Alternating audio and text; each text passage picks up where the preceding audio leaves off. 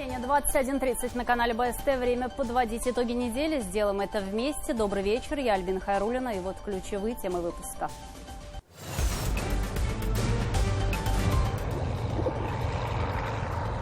Когда путь домой пробивает военная техника.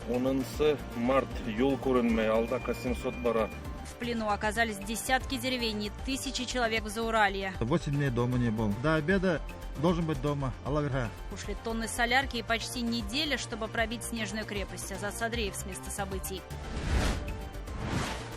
В стилистиках тамги, модели, хромосомы. Обмен – это, собственно, процесс образования, а инновация – это и есть реализация. Архитекторы представили проекты Башкирского наукограда. Какая-то жемчужина научно-образовательная, чтобы там дома строились и жилье продавалось, потому что было бы престижно там жить. Суперсовременные лаборатории, библиотеки, академгородок. Как будет выглядеть Силиконовая долина по-уфимски, знает Руслан Батыргареев. Налог на блок. У меня столько затрат, ребят. Мне их никто не покрывает. Я не понимаю, за что я налоги должна платить. Минцифры решила, что доходами от рекламы в ТикТоке или Инстаграме нужно делиться. Кто будет вести виртуальную бухгалтерию, как это может спасти отечественную IT-индустрию, выяснял Артур Шамсуддинов.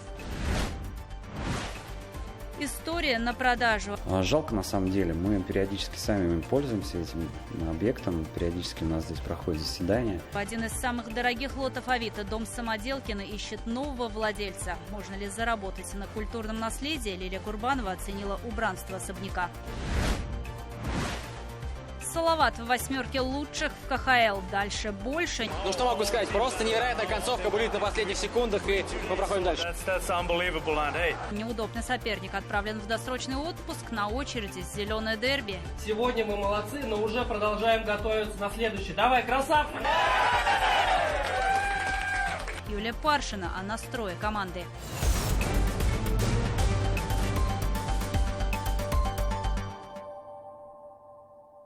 В Башкирию надвигается весна, потеплеет до 0 градусов. По прогнозам синоптиков, произойдет это уже к середине следующей недели. Но прежде еще придется перетерпеть мартовские морозы. Во вторник ночью при прояснениях столбики термометров местами опустятся до минус 23 градусов. А вот уже начиная со среды зима начнет сдавать свои права. В связи с этим в республике уже вовсю готовятся к паводку. В Уфе отрабатываются 3 возможных сценария по большой воде. Оптимистичный – это когда подтоплений не будет, но это вряд ли. При отметке в 700-800 сантиметров в зоне подтопления Дема, Ленинский и Кировский районы. Это примерно 1700 домов, где проживают почти 5500 жителей. При максимальных уровнях, если вода поднимется до 990 сантиметров, подтопленными могут оказаться почти 2000 домов и свыше 7000 жителей. Это самый пессимистичный сценарий. Ожидается, что 25 марта будет известен окончательный прогноз на весеннее половодье. Тем временем на районы Зауралья на неделю обрушились буран и низовая метель. Несмотря на круглосуточный режим работы спецтехники, десятки населенных пунктов и тысячи людей оказались отрезанными от райцентров. А некоторые жители почти неделю не могли попасть домой из-за 2-метровых сугробов, сковавших дороги до деревень. Как боролись со снегом и удалось ли его победить, мой коллега Азат Садреев выехал на место. 10 март, yol көрінмей, алда 800 бара. Нулевая видимость и сильный боковой ветер. Спецтехника с трудом пробивает дорогу сквозь снег до очередной деревни. За ней следует вереница машин. Люди пытаются попасть домой. Тяжелые бульдозеры и грейдеры, словно ледоколы, пробивали путь для легковых авто. Расстояние между населенными пунктами Подольская и Воздвиженка порядка 5 километров. И на протяжении нескольких дней они были отрезаны друг от друга метровым сугробом, который образовался в результате низовой метели. Пробить его удалось лишь с приходом роторной спецтехники. Но оказалось, что это лишь цветочки. Дальше сугробы становились все выше. На помощь местным дорожникам пришли коллеги из Давлеканова, отправили дополнительную технику. Это очень хорошая техника. Вот сегодня подольски пробивали 2 метра высотой, смогли пробить. А до этого К-700 не смог пробить. Еще одна такой агрегат у нас в лесной зоне работает.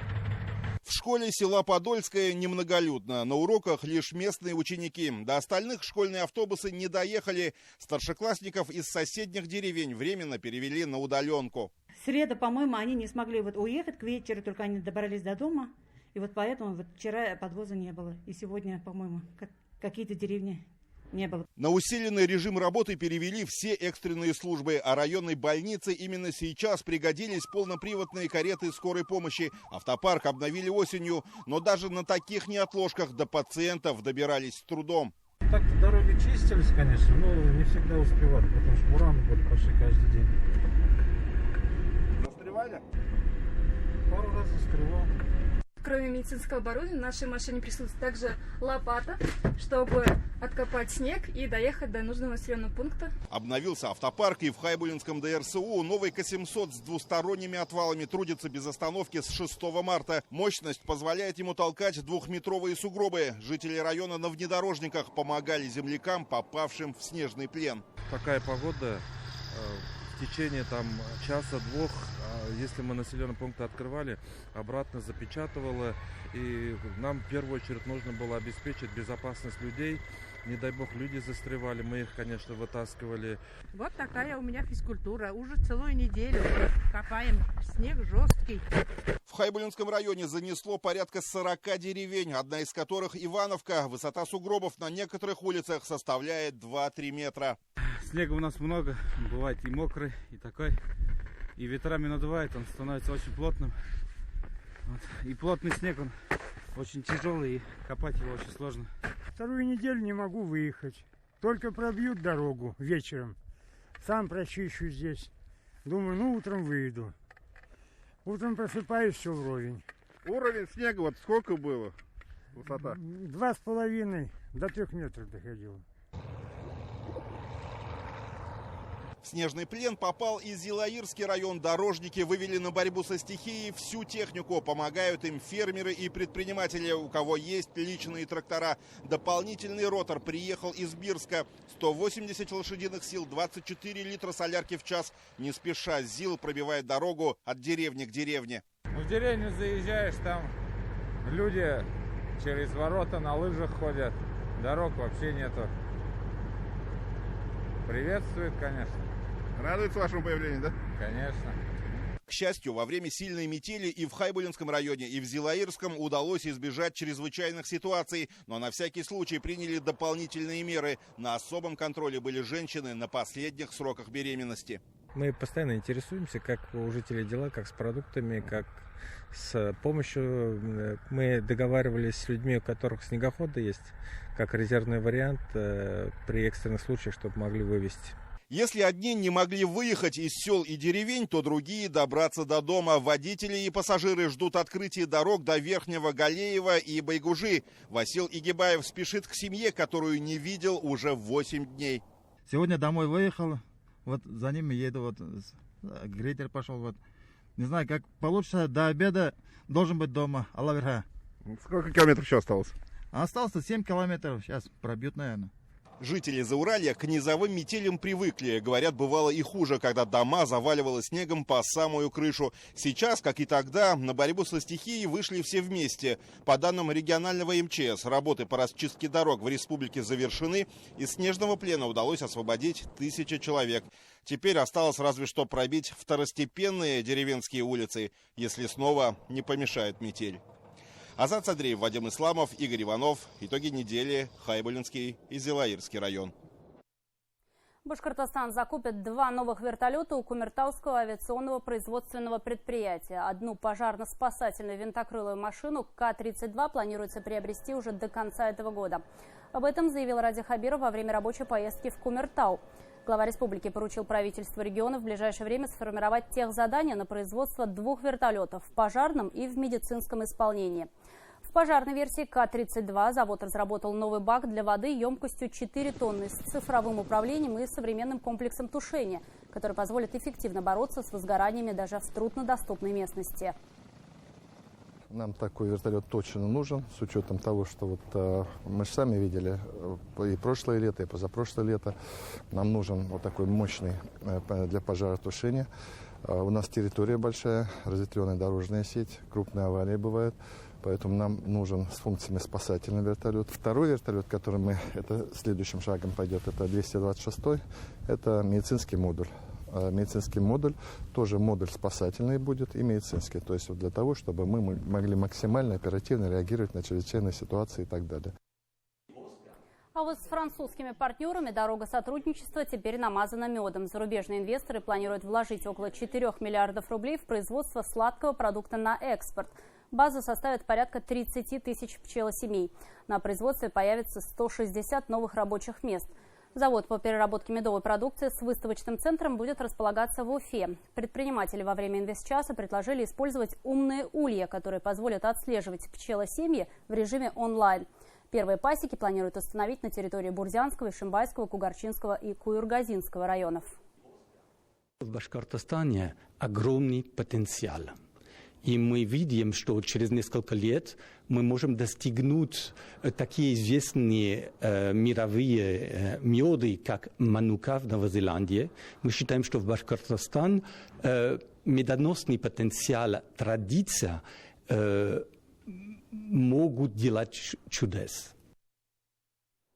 В стилистиках тамги и модели хромосомы архитекторы представили 2 проекта, которые, возможно, возьмут за основу при строительстве в Уфе академгородка на 5000 человек.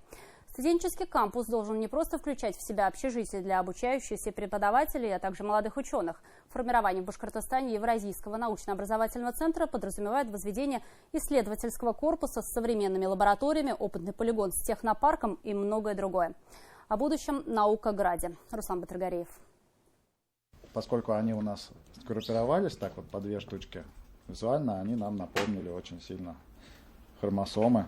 И мы как-то зацепились на этом этапе за этот образ. Изначально здания были прямоугольными, но архитекторы решили добавить изящности. Изогнутые формы корпусов стали напоминать им хромосомы. Тогда разработчики проекта решили, что появляется не просто визуальный образ, но и глубокая смысловая нагрузка. Ведь хромосомы — это структуры в ядре клетки, которые отвечают за сбор информации, ее синтез и реализацию. Это все то, что мы хотим от НОЦа, по сути дела, потому что сбор информации и обмен данными, то есть сбор – это библиотека, скажем, да, это хранение данных, сбор, обмен – это, собственно, процесс образования, а инновация – это и есть реализация.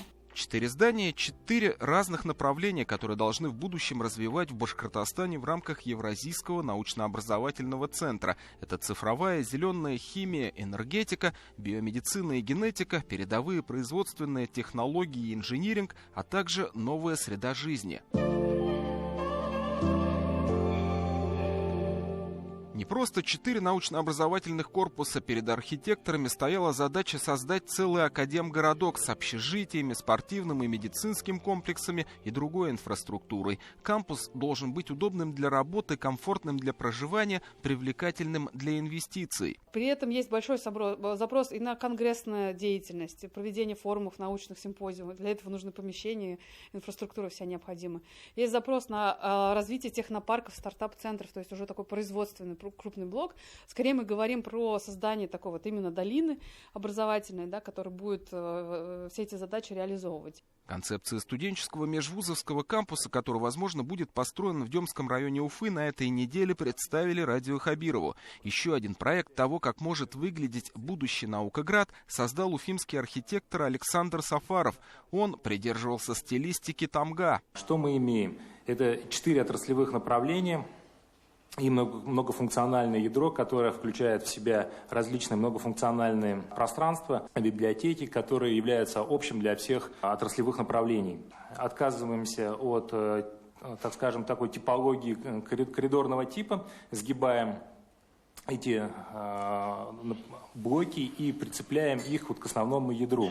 При этом Наукоград должен иметь обратную связь с городом, то есть пользователями создаваемой инфраструктуры, к примеру, парковые и спортивные зоны, должны стать и обычные горожане, а вокруг необходимо строить жилье. Какая-то жемчужина научно-образовательная, чтобы там дома строились и жилье продавалось, потому что было бы престижным там жить, потому что рядом там супершкола находится, суперсадик находится, рекреационные зоны находятся, там производственные парки находятся, где молодые родители могут работать и так далее. То есть вот все это вам нужно увязывать вот в эту историю.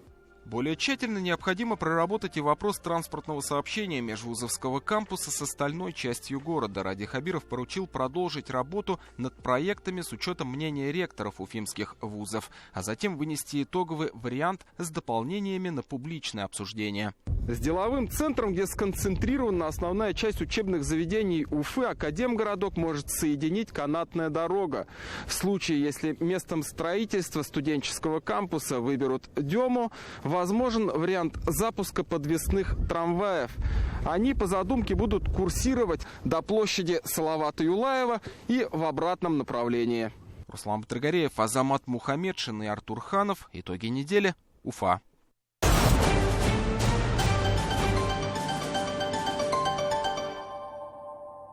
В Уфе возбудили уголовное дело после строительства детского сада «Умка». Дошкольное учреждение в Демском районе было сдано в эксплуатацию еще 2 года назад. При этом он до сих пор закрыт. По данным прокуратуры, подрядчик не исполнил условия договора. Заключения Госкомитета по жилищному и строительному надзору о соответствии детсада проектной документации не было. Несмотря на это, должностные лица Управления капитального строительства республики оплатили фактически невыполненные работы на сумму свыше 200 миллионов рублей и приняли объект. Уголовное дело возбудили по статье «Злоупотребление должностными полномочиями». А вот администрация Уфы передумала и отозвала разрешение на строительство жилого комплекса на улице Армавирской. Поводом стало нарушение застройщиком первоначального проекта. Вместо 6-этажных домов компания начала строить 27-этажную высотку. Также при выдаче разрешения не учли обеспеченность машиноместами, а физкультурные и детские площадки были размещены за пределами границ участка. Против возведения высотки протестовали жители соседних домов. Еще 1 марта глава Башкирии привел проект в качестве примера грубых нарушений градостроительных норм со стороны девелоперов и поручил остановить строительство объекта любыми законными методами. На неделе чиновники вышли с инициативой вывести на чистую воду блогеров, ну или точнее их доходы. В Минцифре намерены разработать законопроект о взимании, правда, не самих авторов, а иностранных площадок, таких как ТикТок или Инстаграм, налогов с рекламой. Точные суммы в этой сфере подсчитать невозможно, однако речь однозначно идет об оборотах на миллиарды рублей и зачастую мимо кассы. Артур Шамсудинов выслушал мнение блогеров касаемо монетизации их дохода и узнал, что, оказывается, не обязательно иметь сотни тысяч подписчиков, чтобы тоже зарабатывать на рекламе. Естественно, надо почистить камеру, точно так же, как и у вас. Поэтому протираем. Вместе с историями о жизни своей семьи она между делом рассказывает о товарах и услугах, которыми пользуется сама. И неплохо на этом зарабатывает. Аромат, который нас отправляет бабушки в деревню. Ностальгия, правда, по детству. Гульназ Фаттахова – телеведущая, без 5 минут многодетная мама и видеоблогер. Поначалу реклама в интернете была лишь небольшой подработкой, однако теперь к этому девушка подошла серьезно и даже оформилась как самозанятая. К ней уже выстраиваются очереди из магазинов на неделю вперед. Я готовлюсь стать мамой 3-й раз. У меня пособие в месяц 56 рублей приходит. Мне кто-то купил iPhone, на который я снимаю свои сторисы, да, посты выкладываю. Мне кто-то оплатил няню, с которой сидит мой ребенок младший. Я не знаю, мне кто-то, может быть, рабочее место какое-то предоставил, да. У меня столько затрат, ребят. Мне их никто не покрывает. Я не понимаю, за что я налоги должна платить. Рекламные посты – один из основных вариантов заработка для многих блогеров, которые могут создавать контент прямо у себя дома. Если я твои деньги до середины дорожки не найду, я дальше копать не буду. Этот дуэт веселой бабушки и ленивой внучки уже давно покорил интернет-аудиторию. По словам блогера Дарьяны Кинас, в отличие от экранного образа, в жизни ей приходится много трудиться, чтобы завоевывать не только интерес публики, но и рекламодателей. Люди ходят на работу, зарабатывают столько же денег, сколько блогер может заработать, не ходя на работу, сидя дома в месяц. Ну, я считаю, что площадки могут платить налоги, почему бы нет, они делают большие обороты, а сами блогеры, такие как мы не крупные блогеры, мы не миллионники. Больше подписчиков, дороже реклама. Чем не серый рынок, подумали чиновники и предложили облагать налогом. Правда, не самих блогеров, а иностранные площадки, на которых они ведут свою активность. Такой шаг, по их мнению, должен привести к значительному росту поступлений в бюджет страны. Существуют и микроблоги, то есть когда речь не идет о заоблачном числе подписчиков сотни тысяч или даже миллиона человек. Некоторым компаниям вполне достаточно заказывать рекламу у блогера, у которого их, скажем, около 3000. тысяч. Такие инструменты тоже набирают востребованность, поскольку в данной ситуации есть конкретная целевая аудитория, которая слушает и доверяет конкретному человеку. Конечно, уровень дохода от такой рекламы ниже, чем у топовых блогеров, но и здесь суммы вертятся немаленькие. Пандемия и режим самоизоляции привели к росту рекламы среди блогеров. В 2020 году, только по примерным подсчетам, они заработали в России около 18 миллиардов рублей. Инициатива по налогообложению вызвала немало споров. Много обычных пользователей ее поддержали. Давно пора. А что они там особенные, чтобы не платить? Есть налогооблагаемая база, с нее следует пополнять бюджет. А сами блогеры, как физлица, разве не должны исчислять и уплачивать НДФЛ со своих доходов? А поступление на счета ФНС сейчас можно легко узнать у банков. С другой стороны, как, например, упорядочить этот рынок и доказать, что блогер получил за рекламу деньги? Ведь средства обычно переводятся на личную карточку. К тому же некоторые получают в качестве оплаты те самые товары и услуги, которые рекламируют. Многие зарегистрированы как самозанятые, как ИП, то есть и в большинстве случаев уже более-менее все работают легально. Но если это речь идет о совсем маленьких блогерах, то им в принципе декларировать почти нечего, потому что они зачастую работают за бартер. Если говорить о том, что они хотят заставить выплачивать сами площадки, то есть проценты с них, многих представительств в России полноценных нет, и они не декларируются.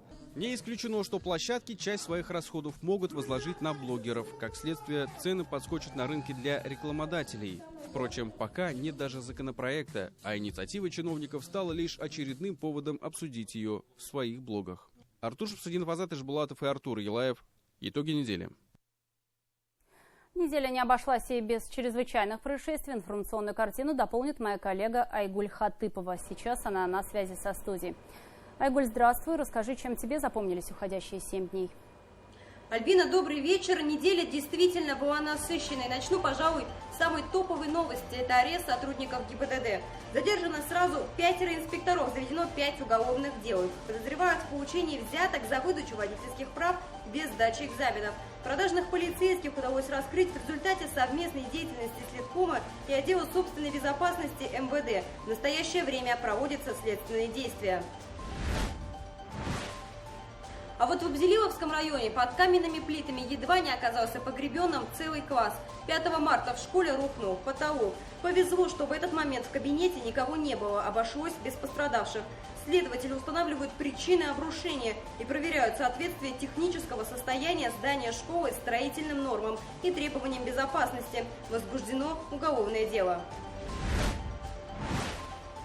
Но не обошлось без жертв в Уфе. В страшном пожаре погибли 3 человека, в том числе мать с ребенком. Они задохнулись, пытаясь спастись. Трагедия произошла в ночь на 8 марта в многоэтажном общежитии по улице Ферина. Во время пожара из дома эвакуировали 150 человек. А вот предполагаемые виновники возгорания, по словам очевидцев любителей спиртного, спаслись. Сейчас жильцы неблагополучной квартиры находятся под арестом. Специалисты устанавливают точные причины произошедшего. Еще 2 человека погибли в массовой аварии под Уфой. На участке трассы М5 столкнулись КАМАЗ и грузовик Вольво. Между ними оказалась зажата иномарка. Подобное ДТП произошло и накануне днем на трассе Уфа-Челябинск. Из-за отказавших тормозов фура сняла легковушку, как консервную банку. Водитель Киа скончался на месте. Возможно, трагедию предотвратили и в Бакаленском районе. Там решением суда остановили деятельность частного реабилитационного центра на самодельных двухъярусных кроватях без отопления и с неисправной электропроводкой. В таких условиях лечили алко- и наркозависимых. Центр располагался в бревенчатом доме площадью 55 квадратных метров и был рассчитан на 13 пациентов. Прокурорская проверка показала, что помещение не соответствует нормам санпина и пожарной безопасности. Вход в помещение, а также окна дома сейчас опечатаны.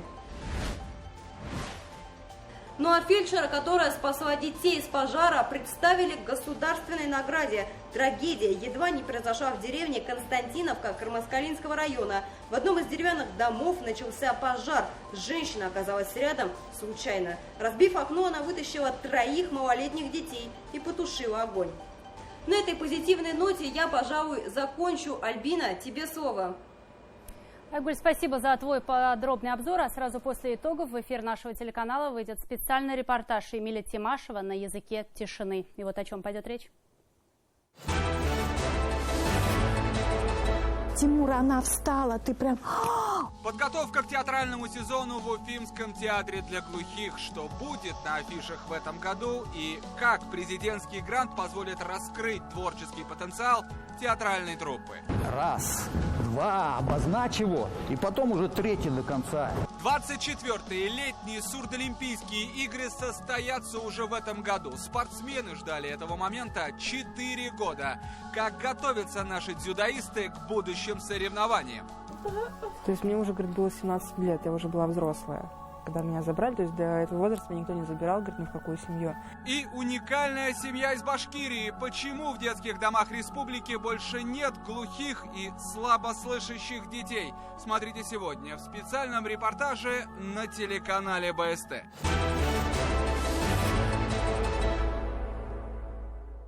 Памятник истории и культуры продают за 150 миллионов рублей. Дом Самоделкиных отреставрировал местный застройщик.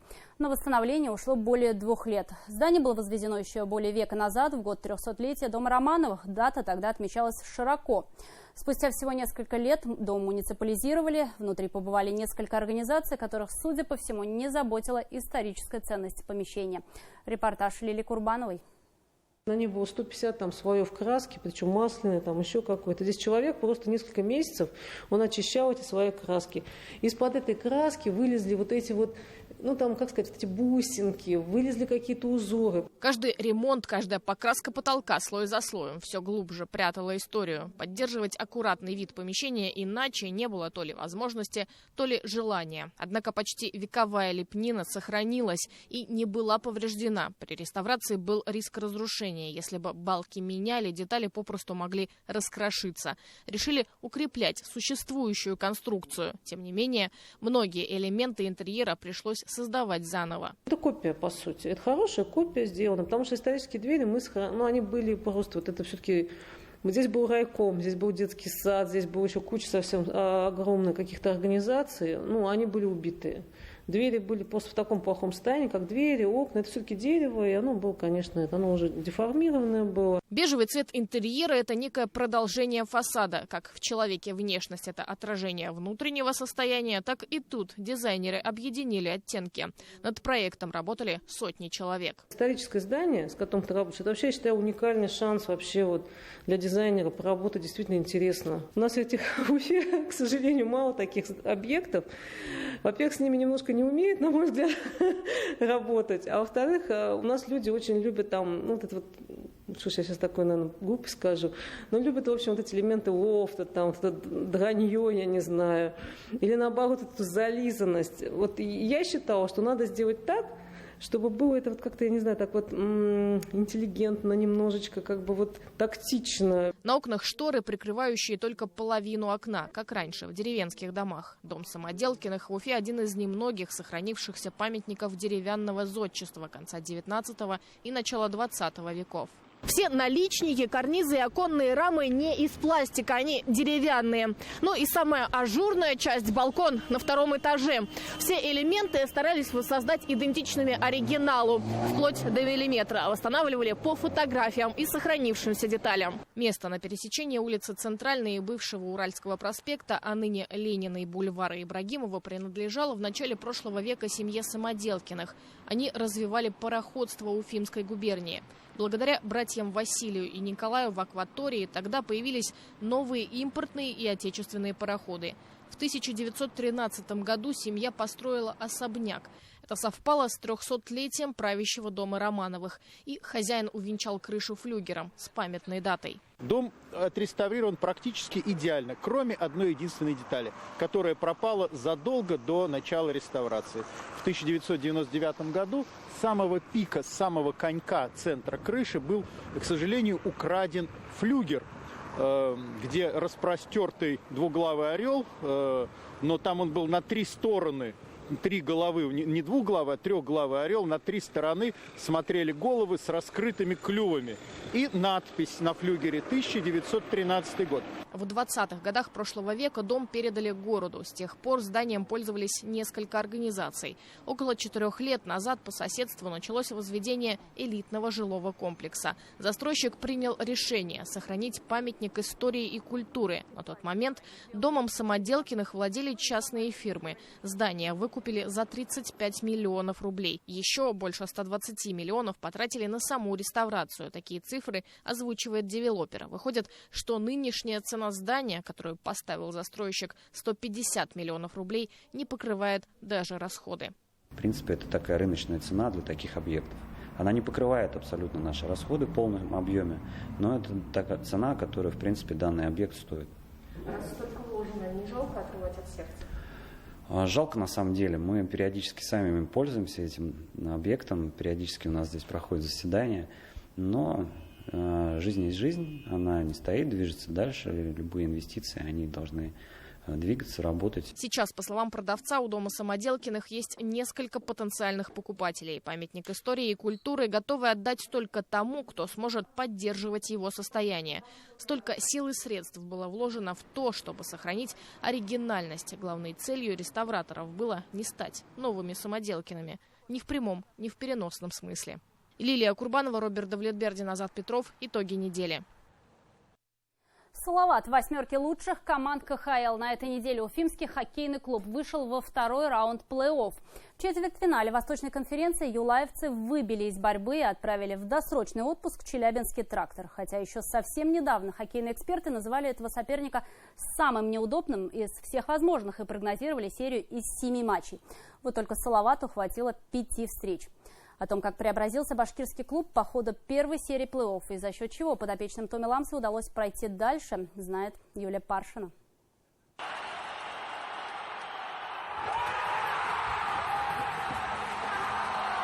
Вот так точным броском Маркус Гранлунд вывел Салават в следующий раунд плей-офф. К исполнению вопросов нет, как, собственно, и к самому штрафному броску. За умышленный сдвиг ворот судьи дают 2-минутное наказание при условии, что ошибку не совершили в конце матча. Здесь же до финальной сирены оставалось меньше 20 секунд, а потому назначили буллит. Это был стопроцентный эпизод. Вопросов к судьям нет. Как только стало известно, с кем Салавату предстоит играть в первом раунде плей-офф, пошли разговоры о непростой серии между командами. Соседи по турнирной таблице на Востоке – коллективы, пропагандирующие такой разный хоккей. Салават, заточенный на нападение, и «Трактор», известный своей вязкой игрой, жестким удержанием шайбы. В прессе все чаще вспоминали плей-офф 2018, тогда победил «Трактор». Эксперты говорили о 7 матчах и объясняли, почему уфимцам достался самый неудобный соперник из возможных. Они играют некрасиво, но это приносит им результат. Поэтому с «Трактором» лучше на самом деле не встречаться. Это челябинский характер, который прививает руководитель клуба. Первый же матч обнажил все проблемы в игре юлаевцев. Не помогло и преимущество домашней площадки. Звено легионеров было не узнать, вратарь не выручал, игра уфимцев не клеилась. Болельщики недоумевали, букмекеры потирали руки, комментаторы подытоживали с экранов. Дескать, мы предупреждали. К тому времени хоккеисты «Трактора» чувствовали себя на Уфа-арене как дома, шутили, веселились, верили в собственные силы и не стеснялись делать громких заявлений. Что нас ждет завтра? То же самое, тот же план. План выиграть следующую игру. Вячеслав Основин, отметившийся в протоколе дублем, встретил в Уфе день рождения. Еще один лидер черно-белых, защитник Ник Бейлен, узнал здесь о рождении дочери Суэйзи Мэй. А Станислав Гореев, проводящий первый плей-офф против родного клуба, описывал происходящее емко и лаконично. Эмоционально. Больше ничего пока не могу сказать.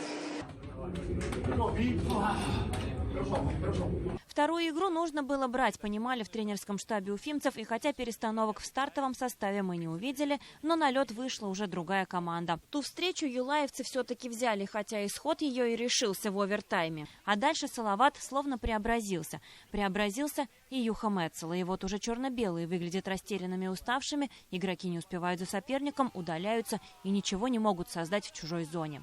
Из Челябинска подопечные Ламсы привезли 2 победы. Юлаевцы в гостях забили 7 шайб, не пропустив ни одной. Стало очевидным, что «Трактору» нужно было что-то менять.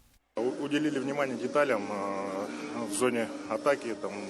при атаке сходу, как действовать, позиционные атаки, поэтому постараемся все это воплотить. Но Салават решает по-своему. Вновь отличаются уфимские легионеры и выводят команду в полуфинал Восточной конференции КХЛ. Финская тройка становится лучшей по очкам в плей-офф, а Юха Мецела устанавливает новый клубный рекорд Салавата по длительности сухой серии в плей-офф, превзойдя свое же достижение двухлетней давности. И теперь оно составляет 169 минут и 9 секунд. Невероятная игра. Мы сегодня очень прекрасно начали первый период, провели здорово. Затем команда «Трактор» сумела вернуться в игру, показала характер. Однако, что могу сказать, просто невероятная концовка булит на последних секундах, и мы проходим дальше. Еще перед началом серии на встрече с командой глава республики Ради Хабиров говорил: «По мне, так я думаю, что для вас нет нерешаемых задач. Акбарс ли это или «Трактор»?» «Трактор» уфимцы прошли. На очереди игры с казанским клубом. Парни до этого говорил, что делали один шажочек, сейчас сделали один шаг. Дальше нам предстоит еще важнее, еще серьезнее игры. Так что давай, мужики, сегодня мы молодцы, но уже продолжаем готовиться на следующий. Давай, красавцы! «Трактор» уходит в отпуск, а Салават продолжает борьбу. До Кубка Гагарина уфимской команде остается одержать всего 12 побед. Юлия Паршина, Александр Лысенко, Владислав Минязев. Итоги недели. Футбольный клуб «Уфа» сегодня дома уступил казанскому «Рубину». Команда Рашида Рахимова не сумела забить своему сопернику ни одного мяча. Гости, в свою очередь, отличились трижды. Результативными действиями отметились Денис Макаров, Хвича Кварацхели и Илья Самошников. После 22-го тура Уфа вновь опустилась на 15-ю строчку в таблице РПЛ. Следующий матч башкирская команда вновь проведет дома. 18 марта на «Нефтяник» приедет московский «Локомотив». Ну что ж, будем надеяться, что в следующий раз Уфе непременно повезет. Болеем за наших. Такой выдалась уходящая неделя. Ну а прямо сейчас специальный репортаж Эмили Тимашева на языке тишины. Оставайтесь на канале БСТ. До встречи в эфире.